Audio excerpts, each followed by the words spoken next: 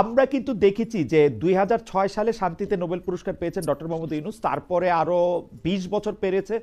আমি আমি র্যান্ডম আমার দেশি বিদেশি বন্ধুদের কাছে নোবেল শান্তি পুরস্কার পেয়েছেন এরকম 3 জনের নাম বলেছি, তারা আসলে বলতে পারে না, কারণ তারা ওয়াং সান সুচিকে চেনে না। মালালাকে কোনোবার কেউ কেউ বলতে পেরেছেন, কেউ কেউ বলতে পারেননি। মানে নোবেল শান্তি পুরস্কার এত গুরুত্বপূর্ণ ব্যাপারও না, কিন্তু আমরা দেখেছি ডক্টর মোহাম্মদ ইউনূসের চাকরি থাকবে না থাকবে না সেইটা নিয়েও আমরা হিলারি ক্লিন্টন শেখ হাসিনাকে ফোন করেছেন সেটাও দেখেছি। অর্থাৎ কিছু গুরুত্ব হয়তো আছেও বা থাকতেও পারে। আশরাফ কাছে ভাই, আপনার কাছ থেকে আমরা একটু শুনতে চাই। প্রথমে বলি যে ওইটা কি নোবেল শান্তি পুরস্কার বিজয়ী একজনের জন্য নাকি তার ব্যক্তিগত পরিচয় এবং যোগাযোগের জন্য, এটির একটা পার্থক্য আছে। কেননা আমরা ডক্টর ইউনূসকে শুনেছি ক্লিন্টন পরিবারের সাথে ঘনিষ্ঠ, হিলারি বা ক্লিন্টনের সাথে অনেক যোগাযোগ ছিল। একইভাবে ডেমোক্রেট পার্টির সাথে বেশি, রিপাবলিকানদের সাথে কম। তবে আমি একটু জিনিস বলি যে একটা তো হচ্ছে রুটিন ওয়ার্ক। ধরেন আপনি পৃথিবীর যে কোনো দেশে আপনার অ্যাম্বাসেডর কিংবা হাই কমিশনার থাকবে, সেই দেশের রাজনৈতিক পটভূমি পরিবর্তন, অর্থনৈতিক অবস্থা এবং তার কৌশলগত অবস্থান, এগুলো নিয়ে আপনি কাজ করবেন। এটা কিন্তু একটি রুটিন ওয়ার্ক। আমরা গত কয়েক সপ্তাহে ঢাকাতে দূতদেরকে যেভাবে বিএনপির চেয়ারম্যানের কার্যালয় কিংবা জামাত ইসলামী আমিরের কার্যালয়ে যেতে দেখেছি, এবং যেভাবে পত্রপত্রিকায় সেগুলো ফলো করে প্রচার হয়েছে, তাতে এরকম একটি ধারণা হয়েছে যে তারা রুটিন ওয়ার্ক তো করছেনই, তারা কি কোনোভাবে প্রভাবিত করার চেষ্টা করছেন কিনা, অথবা তারা আমাদের রাজনীতিতে এখনো খুব প্রভাবকের ভূমিকায় আছেন কিনা। আমার ধারণা খুব বেশি প্রভাবকের ভূমিকায় তারা নাই, কিন্তু তারা যেটি ফিল করছেন, the fear of missing out, যে আমি কি কোনো কিছু খেয়াল করলাম না, কোনো পরিবর্তন ঘটে গেল, নতুন স্টেক হোল্ডার বাজারে চলে এসছে, আগে যাদের সাথে সম্পর্ক ছিল তারা তো দেশ ছাড়া হয়ে গেছেন। ফলে তারা একটা রিকোর্স করার চেষ্টা করছেন গত কয়েক মাসে, আমার সেরকম মনে হয়েছে। আর দ্বিতীয় হচ্ছে তারা প্রেডিক্ট করার চেষ্টা করছেন অথবা বোঝার চেষ্টা করছেন যে বাংলাদেশের ক্ষমতা কেন্দ্রের বা ভর কেন্দ্রটি আগামী সময়ে কোথায় গিয়ে দাঁড়াবে। যেমন আপনি ধরুন একটি দক্ষিণপন্থী বা উগ্রপন্থী বা ডানপন্থী দল বলে দেশের ভেতরে যে আলোচনা, হয়তো মার্কিন যুক্তরাষ্ট্রের ভিন্ন ধারণা রয়েছে। মডারেট ইসলাম বলে আমরা একটি কথা শুনি, যে মার্কিন যুক্তরাষ্ট্র মনে করে যে এটি উগ্রবাদী ইসলামকে কাউন্টার করার জন্য যথেষ্ট বা ভালো কৌশল।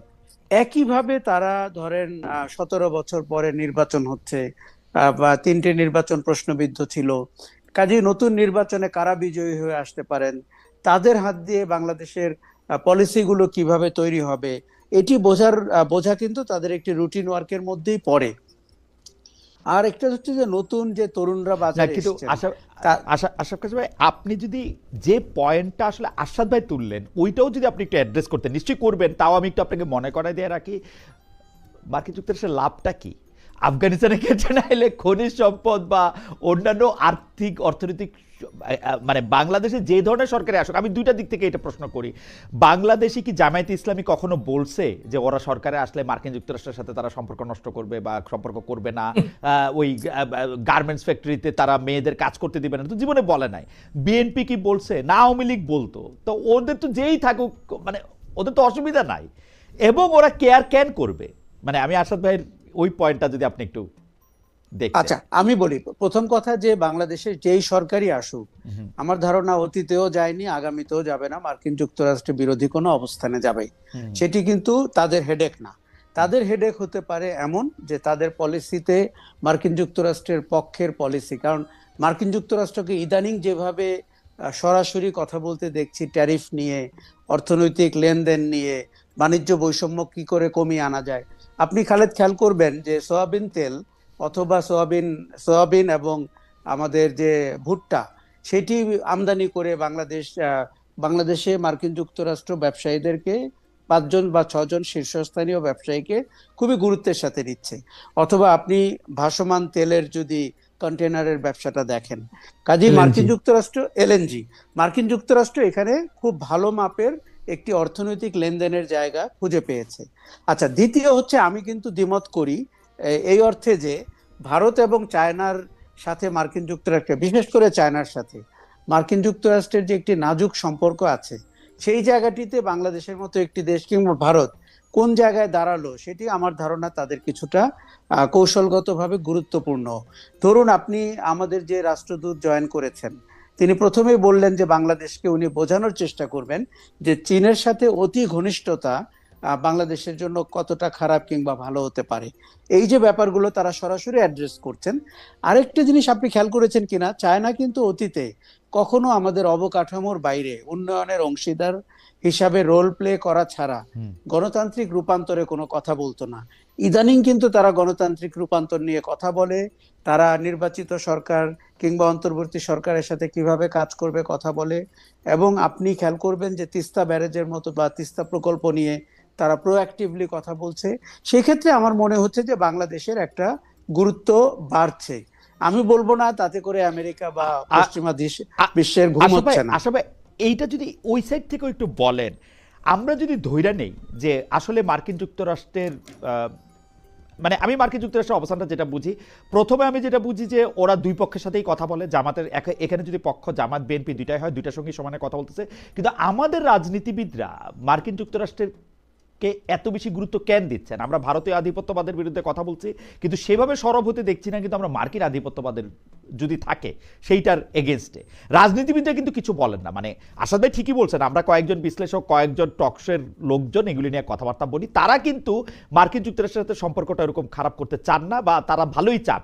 যতবার আন্ডার সেক্রেটারি লেভেলের লোক বা ডেপুটি আন্ডার সেক্রেটারি লেভেলের লোক আসুক, তারা খুবই মানে উদ্বেলিত হয়ে তাদের সঙ্গে সাক্ষাৎ করেন, কথা বলেন, এবং তাদের সাথে কথা কি হয়েছে সেটা আবার গোপনও রাখেন। এইটা কিরকম মানে মানে রাজনৈতিকভাবে সেটা মানে সেটা কিরকম জামাতের কনটেক্সট থেকেও বিএনপির কনটেক্সট থেকেও? দেখুন, দেশে যখন রাজনৈতিক প্রতিষ্ঠানগুলো শক্ত ভিত্তির উপরে না দাঁড়ায়, ক্ষমতার পালাবদল যখন নিয়মতান্ত্রিক পথে না হয়, তখন কিন্তু এই প্রবণতাগুলো রাজনীতিতে থাকে যে বহির্শক্তি, সেটি মার্কিন যুক্তরাষ্ট্র হোক, ভারত হোক, কিংবা ভারত পাল্টা বলে থাকে আইএসআই বাংলাদেশে গুরুত্বপূর্ণ ভূমিকায় আছে। এটি আমাদের দেউলিয়াত্ব প্রমাণ করে। বাংলাদেশে শুধু মার্কিন যুক্তরাষ্ট্রের দূত না, অন্য অনেক ইউরোপিয়ান দূতকে নিয়ে যে বাড়াবাড়িটা হয়, সেটি কিন্তু আসলে খুব নিন্দা করার মতো। এবং সেটি প্রমাণ করে দেয় আপনার রাজনৈতিক ভিত্তি দুর্বল। আপনি জনগণের যে ম্যান্ডেট তার উপরে নির্ভর না করে বাইরের শক্তির উপরে নির্ভর করে কথা বলার চেষ্টা করছেন। সেটি যদি জনগণের স্বতঃস্ফূর্ত গণ অভ্যুত্থান হয়, তখনও কেউ কেউ বিশ্বাস করতে চান না যে এটি হয়তো জনগণ করেছে, মনে করা হয় যে এটি একটি ব্লু প্রিন্টের মাধ্যমে হয়েছে। কাজেই আমার মনে হয় যে দেখুন, আমরা ভারতের ব্যাপারেও একই কথা বলছি। আজকে মাঠে কিন্তু ভারত বিরোধী রাজনীতি, ভারত বিরোধী কথাবার্তা আছে, কিন্তু বড় রাজনৈতিক শক্তিগুলোকে কিন্তু আমরা সেভাবে কথা বলতে দেখি না। তাদের এখনো একটা ধারণা অতীতের মতো মার্কিন যুক্তরাষ্ট্র কিংবা ভারতের একটা সমর্থন আপনার লাগবে ক্ষমতায় যেতে কিংবা ক্ষমতায় স্থায়ী হতে। এবং এটা দুই তরফে, জামায়াতে ইসলামী বা বিএনপি দুইটাকে যদি আমরা বড় জোর ধরি, আওয়ামী লীগ তো বটেই। আমি একটু আসাদ ভাইয়ের কাছে আসবো। আসাদ ভাই, আপনার কাছে যেহেতু আমরা পলিটিক্সের ইনার ফ্যাক্টরগুলি নিয়ে কথা বলতেছি, সেই ক্ষেত্রে আমি আপনার কাছে প্রশ্নটা ক্যান্টনমেন্ট নিয়ে। ক্যান্টনমেন্ট আসলে কি ফ্যাক্টর এই ইলেকশনে রাখতে পারে বলে আপনি মনে করেন এখনকার পর্যন্ত বিশ্লেষণে? সেনাপ্রধান বা তার সেনাবাহিনীকে কীরকম মনে হচ্ছে? আর যেই বিষয় নিয়ে আলোচনা হইল, জনগণকে উপর আস্থা না রেখে ভারত, মার্কিন যুক্তরাষ্ট্র এর উপরে পার্টি আস্থা রাখে কিনা। আমাদের মনে আছে যে সাবেক প্রধানমন্ত্রী শেখ হাসিনা প্রায়ই বলতেন তাকে নাকি 2001 সালে ক্ষমতায় আসতে দেওয়া হয় নাই, কারণ হচ্ছে যে তিনি মার্কিন যুক্তরাষ্ট্রের কি জানি কি দিতে রাজি হন নাই। আমরা এই প্রশ্নটাকে বারবার করতে চেয়েছি যে তারপরে কি দিতে রাজি হয়ে 2008-এ আসলেন, মানে ওইটার জবাব আর উনি দেন নাই। আশরাফ কাছে আপনিও এরকম মনে করেন কিনা যে সেনাবাহিনীর আসলে কি ফ্যাক্টর হিসেবে কাজ করবেন? এবং আরশাদ ভাই মনে করতেছেন যে সেনা প্রধানের কিছুটা বায়াস উনি দেখতে পাচ্ছেন জামাতে? দেখুন, 5ই অগস্ট 2024-এ আরশাদ ভাইয়ের মতো আমারও খটকা লেগেছে যখন উনি ডক্টর শফিকুর রহমানের নাম বলেছেন এবং মামুনুল হকের নাম বলেছেন। বিএনপির নাম বলার আগে, বিএনপির নাম বলেনি না হয়তো।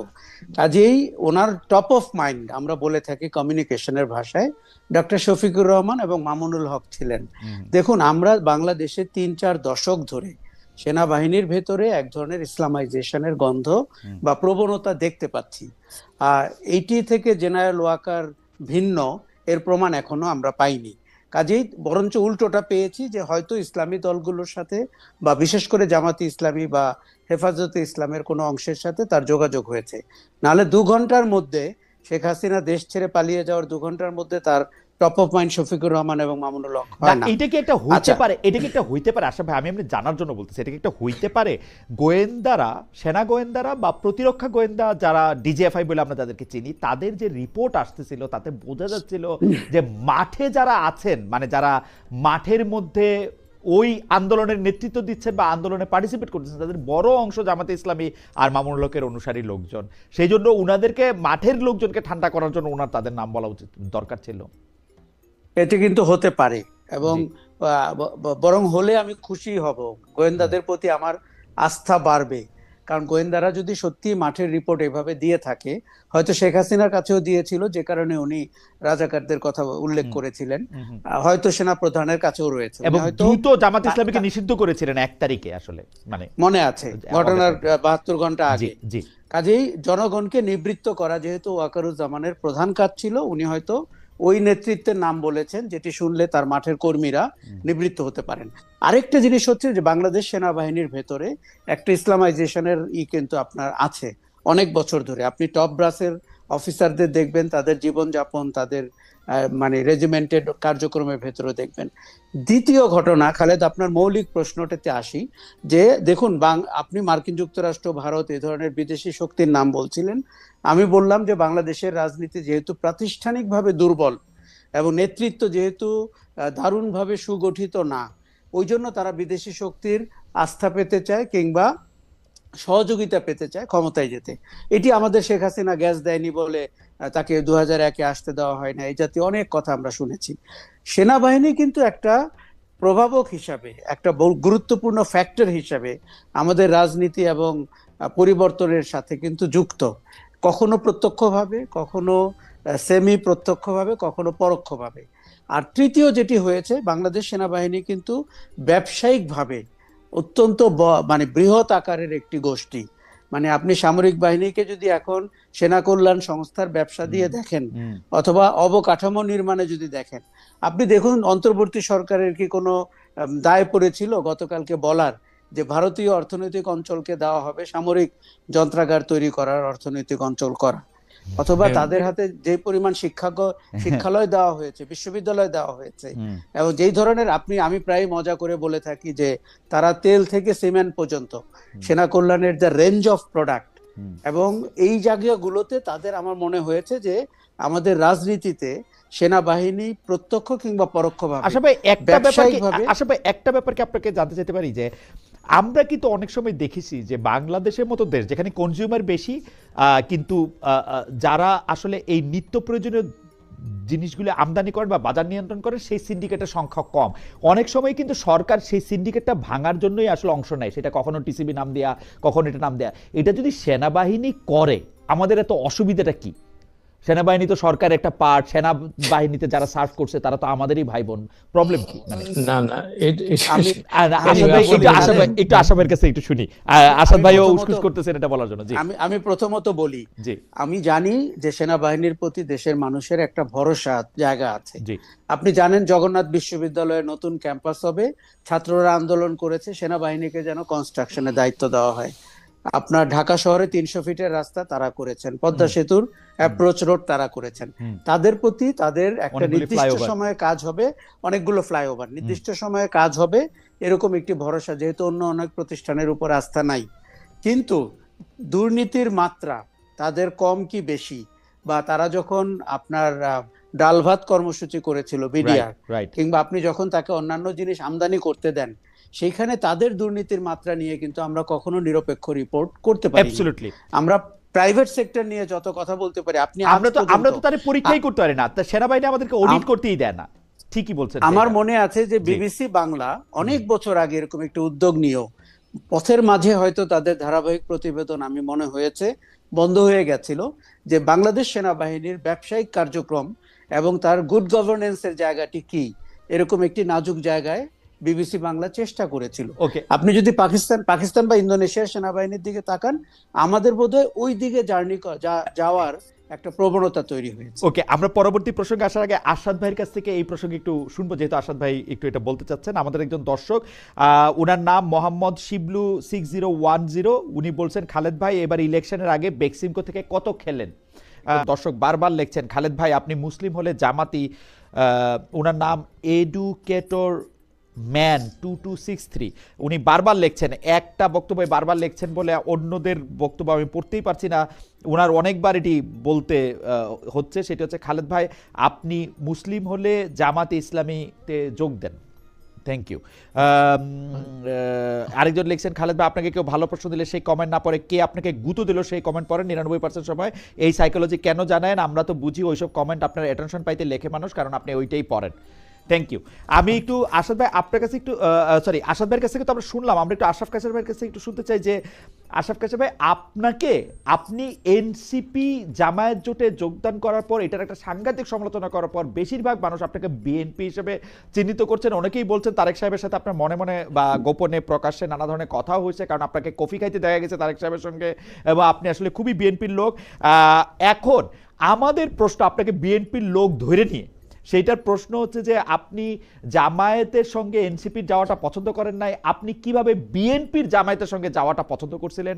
2001 থেকে 6 সালে জোট সরকারের যখন সমালোচনা করে 2 মন্ত্রী পদত্যাগ করে নাই, কিছু করে নাই, জামায়াত তাদের সঙ্গেই ছিল, জামায়াত চিরকাল ভালোই ছিল। বাংলাদেশে বিএনপি জামায়াতের পৃষ্ঠপোষক শুধু নয়, তাদেরকে এবারে বড় করার পেছনে বিএনপির অনেক বড় ভূমিকা রয়েছে। তার প্রমাণও আমরা মাঝে মাঝে দেখি, জামায়াতের নেতারা লন্ডনে গিয়ে পর্যন্ত তারেক সাহেবের সাথে দেখা করে আসেন। তো এই সময় আইসে মানে হঠাৎ করে জামায়াত খারাপ হয়ে গেল কারণ বিএনপির বিপক্ষে গেল বলে, আশরাফ ভাই যদি একটু আমাদের একটু বলতেন আর কি। প্রথমত বলি খালেদ, আমাকে বিএনপির লোক ধরে প্রশ্ন করে বা আলোচনা করা শুরু করাটা বিভ্রান্তির জন্ম দিতে পারে, কারণ এখন কিন্তু সেগমেন্টেশন হচ্ছে। আমি ওই দিন এনসিপির সমালোচনা করার সময় তাদের একজন নেত্রীর সামনে এও বলেছি, তাদের আত্মপ্রকাশের দিন আমি অনেক আগ্রহ ভরে গিয়েছিলাম যে নতুন রাজনীতির গল্পটি আমি শুরু থেকে দেখতে পাই কিনা। তো আমি এও বলেছি যে এনসিপির শেষ পর্যন্ত আমি এনসিপি কে দেখতে চাই, কেননা আমরা অনেক আশা করেছিলাম জুলাই অভ্যুত্থানের নেতারা রাজনীতিকে গুরুত্ব দিবেন, ক্ষমতার কাছাকাছি যাওয়াকে না। আর আরো একটি কথা সম্প্রতি আমি বলেছি যে জামাত ইসলামীর যেরকম 71-এর ভূমিকার জন্য ক্ষমা চাইতে হবে, বিএনপির সেরকম বাংলাদেশের রাজনীতিতে জামাতকে প্রতিষ্ঠা দেওয়ার জন্য ক্ষমা চাইতে হবে কোনো না কোনো একটি পর্যায়ে। আজকে 20 বছর একসাথে থেকে, 25 বছর একসাথে থেকে আপনি হঠাৎ করে ক্ষমতার ভাগ বাটোয়ারার জন্য জামাতকে সমালোচনা করছেন, এটির আগে আপনাকেও ক্ষমা চাইতে হবে। তার মানে বিএনপির কোনো লোক কিন্তু এভাবে কথা বলে না। আচ্ছা, তারেক রহমানের সাথে আমার দেখাটি ব্যক্তিগত এবং তার সাথে রাজনীতির কোনো সম্পর্ক নাই। এমনকি যেই কারণে আমি সাহস পেয়েছিলাম অনেক তিক্ত বা অনেকটা বিটার প্রশ্ন করতে তার কাছে, যেগুলো হয়তো তার দলের নেতা কর্মীরা করতে পারে না। আচ্ছা, এনসিপির জামাতে যাওয়া আমি বলেছি তাদের রাজনীতির আত্মহত্যার মতো। এটির দুইটি আসপেক্ট আছে। একটি হচ্ছে তাদের রাজনীতিটি একটা আশার আলো দিয়েছিল, এবং আপনি জানেন যে রাজনীতিতে ভালো করতে হলে এমন না যে 10 মাসেই আমি গেইন করতে পারবো, 10 বছরও লাগতে পারে। আমি তাদেরকে লম্বা রেসের ঘোড়া হিসাবে দেখতে চেয়েছিলাম, এবং আওয়ামী লীগ বিএনপি জামাতের বাইরে একটি নতুন শক্তির অভ্যুদয় হবে বলে আমি ভেবেছিলাম। এখন নির্বাচনের আগে তাদের হিসাবটি হলো তারা হয় জামাত অথবা বিএনপির মতো বড় শক্তির কাছে যাবে, এবং তারা বলেছে তারা নিরাপত্তার জন্য যাচ্ছে। তো আমি বললাম যে এই যে লক্ষ লক্ষ মানুষ রাস্তায় নামলো, তাদের নিরাপত্তার দায়িত্ব না নিয়ে নাহিদ ইসলাম কেন জামাতের কাছে আশ্রয় নিল নিরাপত্তার জন্য? আমি একই কথা বলতাম যদি তারা বিএনপির কাছে যেত। আমি এই প্রশ্নটি আপনাকে করতে চেয়েছিলাম, আমি আপনাকে এই প্রশ্নটি করতে চেয়েছিলাম যে আশরাফ ভাই, আমরা কিন্তু দেখেছি যে আপনি এনসিপির হয়ে বা এনসিপির যখন জন্ম হয় নাই, নাগরিক এই জুলাইয়ে যে তরুণ যারা এই আন্দোলনের নেতৃত্ব দিয়েছিল, যেই বিপ্লবে রূপান্তর করেছিল পুরো বিষয়টা, আপনি অনেকবার অনেক কথা বলেছেন এবং তাদেরকে দেখতেও চেয়েছেন, কিন্তু শুধু জামায়াতে ইসলামীর সঙ্গে যাওয়ার কারণে আপনার এক ধরনের তাদের প্রতি আশা একেবারে নিভে যাওয়ার জায়গাটা কি এরকম যে বিএনপির সঙ্গে গেলে আপনার আশা বজায় থাকতো? আমার তো বিএনপি এবং জামায়াতকে একই রকম। খালেদ, আমি কিন্তু বিএনপির সাথে গেলেও এনসিপির সমালোচনা করতাম অনেকটা একই ভঙ্গিতে। এর কারণটি হচ্ছে আমি এনসিপি কে ইন্ডিপেন্ডেন্ট রাজনৈতিক শক্তি হিসাবে দাঁড়াতে দেখতে চেয়েছিলাম, তৃতীয় শক্তি বলি অথবা নতুন শক্তি বলি। জামাত ইসলামের সাথে গেছে বলে, যেহেতু জামাত একটা দক্ষিণপন্থী রাজনীতি করে এবং মেয়েরা কত ঘন্টা কাজ করবে এসব বলে, এবং স্বাধীনতা বিরোধী সময়ে অবস্থান ছিল, এই কারণে হয়তো সমালোচনাটি বেশি। কিন্তু আমার এনসিপির প্রতি মোহভঙ্গ হওয়ার প্রথম কারণ, তারা রাজনীতি ছেড়ে তারা যে কথাগুলো বলেছে তার সাথে স্ববিরোধিতা নিয়ে নির্বাচনে নেমেছে। এটি হচ্ছে এনসিপি। দেখুন, তারাই তো আমাদেরকে সেকেন্ড রিপাবলিক বলেছে, নতুন বন্দোবস্ত বলেছে, ক্ষমতা না জনতা বলেছে, কিন্তু তার কাজে তো আমরা তার প্রমাণ দেখলাম না। ওকে, এই জায়গাটি থেকেই মোহভঙ্গ হওয়া শুরু।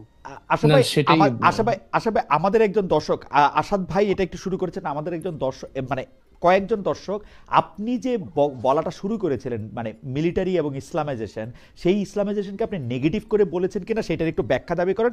আরেকজন দর্শক একদম সরাসরি বলেছেন, ওনার নাম সাহে জাকা, এটা কিরকম, উনি বলছেন খালেদ মহিউদ্দিন এবং আশরাফ কায়সার রা ইসলামকে দাবায় রাখতে চায় কেন, তাদের মতলব কি বুঝায় বলেন খালেদ মহিউদ্দিন এবং আশরাফ কায়সাররা ইসলামকে একই কথা, মানে আপনি ইসলামকে দাবায় রাখতে চান কিনা, ইসলামাইজেশন আপনি নেগেটিভলি ইউজ করছেন কিনা?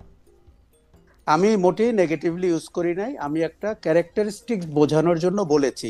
খালেদ, আপনি কিন্তু খুব রাইটলি বলেছেন, আমরা যখন 71 সালে পাকিস্তান থেকে আলাদা হই, আমাদের সব প্রতিষ্ঠানের মতোই সেনাবাহিনীও কিন্তু পাকিস্তান সেনাবাহিনীর থেকে বেরিয়ে আসা অংশ। কাজেই ভারতের সাথে সহ অবস্থানের কারণে বলি, 90% জনগোষ্ঠী মুসলমান বলি, এই কারণে বাংলাদেশ সেনাবাহিনীর অধিকাংশ যুদ্ধ প্রশিক্ষণ এবং প্রতিপক্ষ যেটি ধরা হয় সেটি কিন্তু ভারত, কারণ আমাদের সীমান্ত জুড়ে ভারতের অবস্থান। কাজেই এটি ছিল একটি প্রায়োগিক এবং একটি বাস্তবসম্মত ঘটনা। কিন্তু আমি যখন ইভেন আওয়ামী লীগ আমলেও ক্যান্টনমেন্টগুলোতে গেছি, আমার মনে হয়েছে যে সাইদির ওয়াজ শুনছে, জামাতে ইসলামীর পুস্তিকা টুস্তিকা দেখেছি, তার মধ্যে এবং অফিসারদের ভেতরে তাদের যে জীবনযাপন, তাদের যে বিশ্বাস, দেখুন ধর্ম বিশ্বাসের প্রতি আমার কোনো বক্তব্য নাই, এটি ব্যক্তিগত তো হতেই পারে, কিন্তু আপনি যখন একটি প্রতিষ্ঠানের ধর্ম দেখেন বা প্রতিষ্ঠানের ভিতরে ধর্মভিত্তিক জীবন চর্চার প্রয়োগ দেখেন, যেমনটি আমরা রাষ্ট্রের ধর্ম যখন ইসলাম হয় তখন আমরা সমালোচনা করি কেন? কারণ রাষ্ট্রের তো ধর্ম হতে পারে না। সেইভাবে আমি বলছি বাংলাদেশ সেনাবাহিনীর ইসলামাইজেশন যেই দিকে যাচ্ছে, সেইটা আমার মনে হয় একটা ব্যক্তি কেন্দ্রিক কিংবা গোষ্ঠী কেন্দ্রিক থাকা পর্যন্ত ঠিক আছে, প্রতিষ্ঠান কেন্দ্রিক হওয়া ঠিক হবে না। এবারের প্রসঙ্গটা আপনার থেকে শুরু করে আমরা একটু আসাদ ভাইয়ের কাছে তারপরে যাব। সেই প্রসঙ্গটি হচ্ছে গণভোট, জুলাই সংস্কার, ডক্টর ইউনূসের আহ্বান এই ভোট দেওয়ার পক্ষে, কিন্তু তার চেয়েও বেশি শেষ সময়ে এসে ডক্টর ইউনূস সরকার যে সিদ্ধান্তগুলি নিতেছে সেইটা হচ্ছে, আপনি একটা প্রসঙ্গ উল্লেখ করেছেন যে কোথায় মানে কার সঙ্গে কি চুক্তি করার ব্যাপারে, কাকে কিছু ভূমি দেওয়ার ব্যাপারে, সেই ব্যাপারগুলি নিয়ে আপনি আসলে এটা কীভাবে দেখতেছেন, এটা যদি একটু বলেন। আসাদ ভাইয়ের কাছেও আমরা এটা শুনবো। শেষ সময়ে এসে যে বিনিয়োগের নামে মানে যে কথাগুলি বলা হতেছে সেগুলি আসলে কতটা সত্য। আমাকে যেটা সবচেয়ে বেশি স্ট্রাইক করে ডক্টর ইউনূস সাহেবের, সেইটা হচ্ছে যে উনি কি কনফ্লিক্ট অফ ইন্টারেস্ট ব্যাপারটা বোঝেন না, নাকি সেইটা আসলে তিনি মানতে চান না। মানে গ্রামীণ নামের প্রতিষ্ঠানগুলা যেগুলি আসলে তার সাথে নাম জড়ায় আছে, যেগুলির সাথে গ্রামীণ ব্যাংকের কোনো সম্পর্ক নাই, সেগুলি বারবার বিভিন্ন বিষয়গুলিতে তার মানে মানে তার নির্বাহী আনুকূল্য কেন পাচ্ছে। আমি প্রশ্ন করেছিলাম আশা ভাই, আমি আপনাকে বলি, আপনার বন্ধু বান্ধবদের মধ্যে অনেকে উপদেষ্টা পরিষদে আছেন, তাদের কেউ কেউ আমার একটু অগ্রজ হলেও তারা আমার বন্ধুও বটে। আমি তাদের জানতে চেয়েছি যে এটা কীভাবে হয়, আপনারা এটা কীভাবে অ্যালাউ করতেছেন, এইটা কেমনে এটা সম্ভব করতেছেন আপনারা। ওনারা বলেন যে এই আবেদন আগে করা ছিল, ওনারা এসে শুধু এটা, আপনি যদি এটা বলেন যে এই শেষ সময় এসে এটা কতটা ইয়া। আর আরেকজন দর্শক আমাদেরকে প্রশ্ন করছেন যে ভাই তারেক রহমানকে সমালোচনা করার মতো আপনাদের সাহস আছে কিনা। আমরা তো করতেছি, আমরা করছি। আচ্ছা, আমার কিছু বলা থাকে না। জি আশরাফ ভাই। জি আশরাফ ভাই। খালেদ, প্রথমে বলি, ডক্টর ইউনূস তার প্রতিষ্ঠানগুলোর জন্য বেশ কিছু নতুন লাইসেন্স নিয়েছেন, জি, আদম ব্যবসা থেকে শুরু করে বেশ কিছু, এবং এগুলো অনৈতিক, দৃষ্টিকটু, এবং এগুলো যদি আগেও অ্যাপ্লাই করা থাকে, আমি হলে বা আমার মতো কাউকে ভাবতে পারলে এই সময়ে এগুলোকে আমি রহিত রাখতাম এবং বলতাম যে আমি যেহেতু সরকারের প্রধান, এই সময় এগুলো লাইসেন্স পাবে না। ডক্টর ইউনূস এরকম কোন নিদর্শন স্থাপন করলে উনি কিন্তু ভালো করতেন, এবং উনি যখন তার প্রতিষ্ঠানের হয়ে লাইসেন্স নিতে শুরু করলেন, তখন আমরা অন্যান্য উপদেষ্টাদের মধ্যেও নৈতিক অবক্ষয় এবং সেটি দেখতে পেলাম। কাজে আমার মনে হয়েছে যে সরকার প্রধানের এই জায়গাটি অত্যন্ত সমালোচিত হবে, এবং আমি সত্যিই চাই এই অন্তর্বর্তী সরকার বিদায়ের পরে, আমি জানি হোয়াইট পেপার সব সরকার বিদায়ের পরে আমরা করি, পরে আর তার কোনো ব্যবহার হয় না, কিন্তু 18 মাসের সরকারের কার্যক্রম নিয়ে একটি শ্বেতপত্র যেন বের করার উদ্যোগ নেওয়া হয়। তাদের সিদ্ধান্ত গ্রহণ প্রক্রিয়া, তাদের অর্থনৈতিক লেনদেন, তাদের এই যে কন্ট্রাক্ট গুলো দেওয়া বিদেশি কোম্পানিগুলোকে এই প্রত্যেকটা জিনিস প্রশ্ন করা উচিত, এবং বিদ্যুৎ জ্বালানির খাত সহ সব অবশ্যই। জায়গায় এটি আমি স্ট্রংলি মনে করি। এবার আপনার প্রশ্নের প্রথম অংশে বলি, চিটাগং এর new marine container terminal DP World পাওয়ার চেষ্টা করছে 4.5 বছর হলো। সেই 4.5 বছরের কাজ আপনার কি 2 সপ্তাহ আগে আপনি করতে পারেন? যেটা এখনো কোর্টে বিচারাধীন মামলার বিষয় রয়েছে, সেটি আপনি পারেন না। আপনি জাপানিজদের সাথে এগ্রিমেন্ট করছেন। দেখুন, কেউ কেউ যদি বলে থাকে যে ক্ষমতা ছাড়ার পরে আপনি অর্থনৈতিকভাবে বেনিফিটেড হওয়ার জন্য এগুলো করছেন, আপনি তাকে কিভাবে বুঝ দিবেন? আমি নিজেকে বুঝ দিতে পারছি না। এই সরকার দেখুন, উনি বলবেন যে আমার অ্যাকাউন্ট দেখেন, আমার অ্যাকাউন্টে তো টাকা নাই, শুধু ওই যে পুরস্কারগুলি টাকা ছাড়া। দেখুন, ফাইন্যান্সিয়াল ইঞ্জিনিয়ারিং বলে আমরা একটি শব্দ জানি, এবং খুবই ইন্টারেস্টিং, আমরা কিন্তু শেখ হাসিনার অ্যাকাউন্টেও টাকা পাচ্ছি না। ওই ইয়াতে গিয়ে হ্যাঁ টাকা মানুষ অ্যাকাউন্টে রাখে নাকি? না, কিন্তু ওই যে আরশাদ ভাই একটা কথা বলছিলেন যে অর্থনৈতিক দুর্নীতির, জিয়াউর রহমানের কথা বলছিলেন যে উনি সততার একটা প্রতীক, কিন্তু নৈতিক দুর্নীতি, রাজনৈতিক দুর্নীতি, কাজেই আমরা সরকার প্রধান ডক্টর ইউনূস এবং তার মন্ত্রিসভা এবং তার উপদেষ্টাদের এই 3টি প্যারামিটারে দেখতে চাই। তারা সিদ্ধান্ত গ্রহণ প্রক্রিয়ার সময় দুর্নীতির আশ্রয় নিয়েছেন কিনা, নেপোটিজম করেছেন কিনা, নিজেদের প্রতিষ্ঠানকে কাজ দিয়েছেন কিনা। আমি আপনাকে বলতে পারি ভুরি ভুরি এক্সাম্পল তৈরি হয়ে গেছে। কাজেই এই যে শেষ সময়ে এসে আপনার বন্দরে কিংবা জ্বালানি খাতে কিংবা অর্থনৈতিক অঞ্চলে একটা প্রায় ব্যক্তিগত প্রশ্ন কি করবো, আমি কিন্তু জানি, যেহেতু আমি আপনাকে খেয়াল করি, আপনার ব্যবসায়িক প্রতিষ্ঠান বেঞ্চমার্ক আওয়ামী লীগের আমলে খুব সাফার করেছে নানা কারণে, এবং আমি এইগুলি এখন এটা নিয়ে আলাদা করে একদিন কথা বলা যাবে যে বাংলাদেশের অ্যাডভার্টাইজিং এজেন্সি, পাবলিক রিলেশন, এগুলি কে কোথায় কিভাবে নিয়ন্ত্রণ করেছে। আপনি কি এই সরকারের সময় অনেক বেশি বেনিফিটেড হয়েছেন, মানে ডিউলি আনডিউলি? খালেদ, খুব ভালো হলো যে আপনি প্রশ্নটি করেছেন। এই সরকারের সময় গত 18 মাসে আমরা সিদ্ধান্ত নিয়েছিলাম যে সরকারের কোন টেন্ডারে আমরা অংশগ্রহণ করব না। সেটা বন্ধু-বান্ধবদের সরকার, এটা না, সেটা যেহেতু ইভেন্ট ম্যানেজমেন্ট হোক, এমনকি নির্বাচনী আপনার হ্যাঁ ভোট না ভোট প্রচারণা হোক, অতীতে কিন্তু 2008-এও আমরা ইন্ডিপেন্ডেন্টলি নির্বাচন কমিশনের পুরো কন্ট্রাক্টটি আমরা পেয়েছিলাম। সেই ক্রেডেনশিয়াল ব্যবহার করেও আমার ধারণা আমাদের প্রতিষ্ঠান সবচেয়ে অগ্রণী থাকতো, কিন্তু আমরা এখান থেকে দূরে থাকতে চেয়েছি।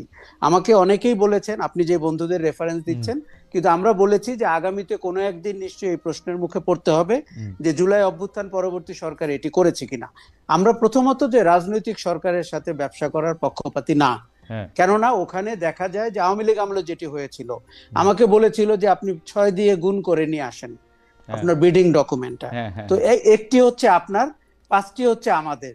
তো আমি শেখ মুজিবুর রহমানের জন্মবার্ষিকী, তা আমি বললাম যে আমার পক্ষে এই জিনিস ডিল করা কঠিন হবে। কিন্তু কাজেই আপনি রাজনৈতিক সরকারের সঙ্গে কাজ করবেন না, অরাজনৈতিক সরকারের সঙ্গে কাজ করবেন না, তাহলে কেমনে হবে? আচ্ছা, যেটি ভালো খবর বলি আপনাকে, প্রাইভেট সেক্টরের সাথে কাজ করে, দেশি বিদেশি মাল্টিন্যাশনাল এদের সাথে কাজ করে আপনি একটি লাভজনক প্রতিষ্ঠান হতে পারেন এবং এক্সেলেন্সের চূড়ান্তে যেতে পারেন। কখনো যদি রাজনৈতিক সরকাররা মোর প্রফেশনালি কনসালটেন্ট নিয়োগ করে আপনাকে বিডিং এ হেল্প করতে চায় বা আহ্বান করে, সেটি একটি ভিন্ন প্র্যাকটিস। আমরা এখনো ওই জায়গায়